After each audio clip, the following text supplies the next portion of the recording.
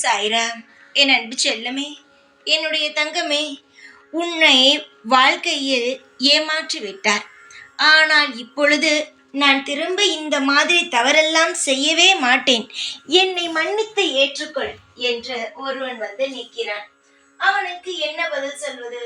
மன்னிக்கவும் முடியாமல், அவனை மறக்கவும் முடியாமல், வாழ்க்கையில் என்ன செய்ய போகிறோம் என்று தெரியாமல் தவிக்கிறாய்.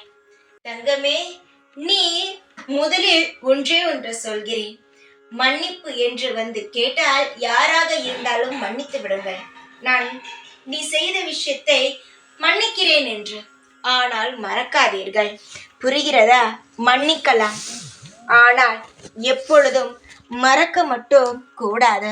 மறந்தோம் என்றால் அவன் செய்த தவறை மறந்துவிட்டால் அவன் திரும்ப திரும்ப ஏமாற்றுவான். மன்னித்து விட்டு அவனை அந்த இடத்திலிருந்து நகர்த்தி விடுங்க. அவனிடம் திரும்பவும் பழகவும் வேண்டாம், அவனுடைய உறவை இனம் தொடரவும் வேண்டாம். ஏனென்றால் மன்னித்ததே அவனுக்கு மிகப்பெரிய தண்டனைதான். புரிகிறதா? அதை விட்டு விட்டு நான் உன்னை மன்னித்து விட்டேன், திரும்பவும் நாம் இருவரும் பழைய மாதிரி உறவாக இருப்போம் என்று சொல்வதுதான் தவறு. நீ மன்னித்து விட்டேன் என்று சொல்லிவிட்டு அவனிடம் இருந்து விலகி வா. அவனுக்கு மிகப்பெரிய தண்டனையே அதுதான். யார் ஒருவன் உன்னை ஏமாற்றினாலும், யார் உன்னை தேவையில்லாமல் பேசினாலும் திரும்ப பேசாமல் வருவதே அவர்களுக்கு மிகப்பெரிய தண்டனை. அவர்கள் நினைக்கலாம் நம் பேச்சுக்கு மறுபேச்சு பேச முடியாமல் சென்று விட்டான் என்று. ஆனால் கிடையாது. எந்த இடத்தில் பேச வேண்டும், எந்த இடத்தில் பேசக்கூடாது என்பது தெய்வத்தை வணங்கும் ஒவ்வொரு குழந்தைகளுக்கும் தெரியும். ஏனென்றால் தெய்வம் பார்த்து கொள்வான் என்று அந்திடம் இருந்து விலகி வருவார்கள். அது சிலருக்கு புரியாது. தங்கமே, காலம் நிச்சயமாக உன்னை ஏமாற்றியவனுக்கு பதில் சொல்லும்.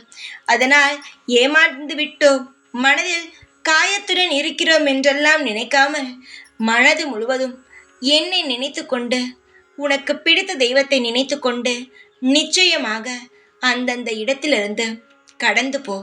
நிச்சயமாகவே உன் வாழ்வில் அனைத்து சந்தோஷமும் வரும். கடந்து போக நாம் கற்றுக்கொண்டோம் என்றால் எல்லா காயங்களுக்கும் நியாயம் நிச்சயமாக ஏதோ ஒரு நேரத்தில் கிடைக்கும். அதுவே நாம் எப்பொழுதுமே ஏதாவது ஒரு விஷயத்தை நாம் தேடிக்கொண்டே இருந்தால் நிம்மதி இருக்காது. நிம்மதி வேண்டும் என்றால் எல்லா விஷயத்தையும் கடந்துதான் போக வேண்டும். வாழ்வில் எல்லா நிலையிலும் உனக்கான துணை என்னிடம் இருந்து கிடைக்கும். எந்த இடத்திலும் உன்னை ஒரு நாளும் ஒரு பொழுதும் தவித்து நிற்க விடமாட்டேன். எப்பொழுதும் நான் உனக்காக இருப்பேன். ஓம் சாய்ராம்.